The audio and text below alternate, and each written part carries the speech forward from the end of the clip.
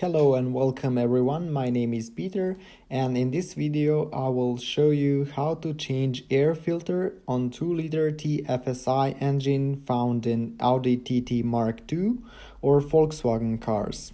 First thing we need to do is take the engine cover off. We will start by removing this metal clamp, also known as the nightmare clamp, since I really had difficulties removing it without the proper tools. Next step is to unplug the mass airflow sensor cable from the airflow sensor and take the cables off to the side. After that, there are two metal clamps holding the plastic tube for the air inlet hose to the engine cover. One is on the front side, other one is on the back side.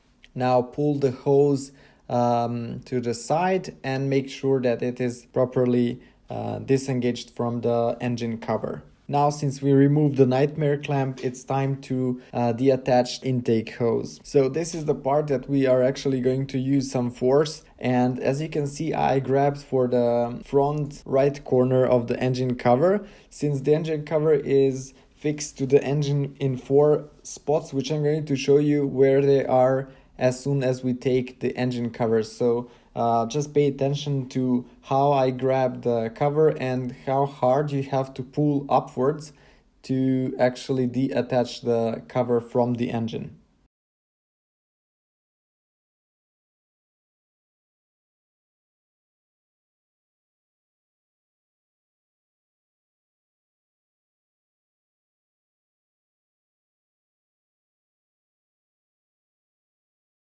Now that we have engine cover removed, I can show you exactly where those 4 spots are, and as you can see, there are 4 rubber grommets which hold the engine cover,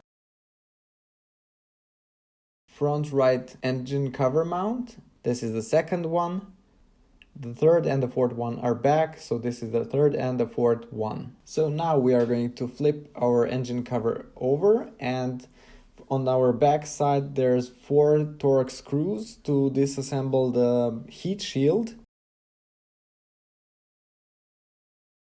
And as you can see, I sped up part where I unscrew all of those screws, 4 of them. They are all same. I think it's T25 or T30. I'm not sure.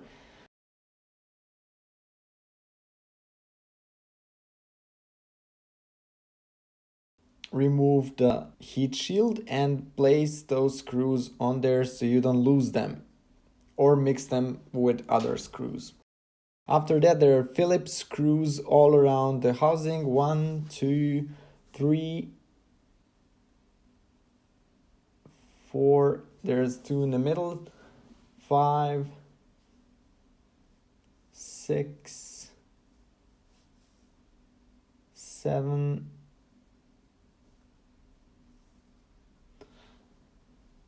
8, 9, 1 in the corner, and that should be it. 9 screws. You have to check if they're screwed out all the way and just flip it open. So now we remove the old filter and make sure to clean out all some dust if there's any in the housing, and you can put it on your old filter on the side. Here we can see that I'm installing the new filter. Make sure that it sits and fits really nicely, and you can clearly see the difference between the old one and the new one.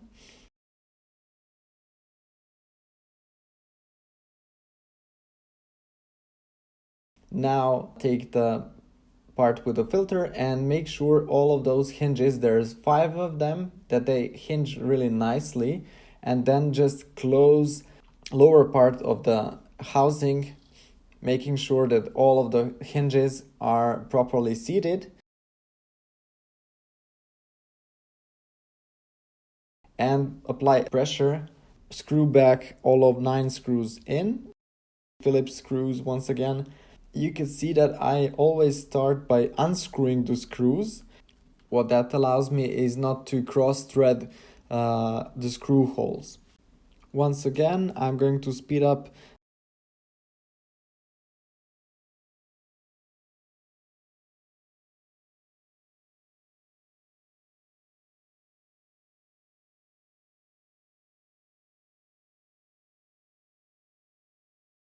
Once we screwed all 9 screws back in, we can take our heat shield, seat it properly back so that holds the line, and screw 4 Torx screws back in.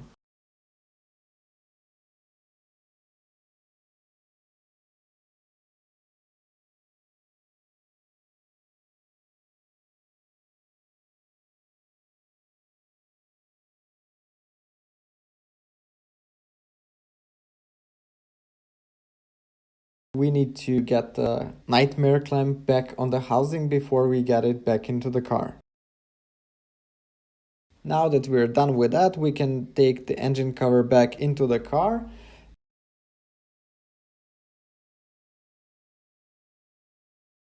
Press it with a firm pressure on all 4 corners so that rubber grommets are seated on the engine cover mounts really nicely, and you can check to see if anything is loose.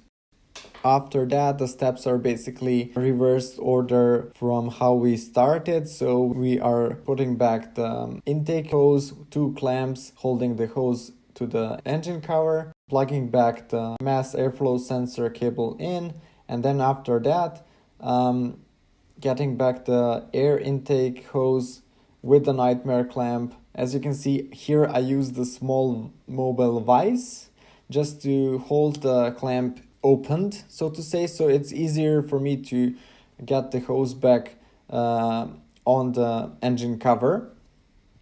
I ended up using completely different clamp because this one was just not practical for me, since I do repairs often on this car, and I wanted something which is a bit easier to open and close. So I used the screw type of clamp instead of this one.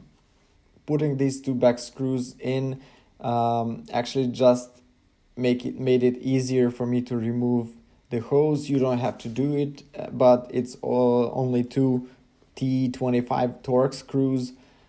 I hope you enjoyed this video and it helped you. If it did, make sure to like and maybe subscribe to my channel, because I will make some more videos on this engine and on this car. So thank you once again for watching, and I hope to see you again soon.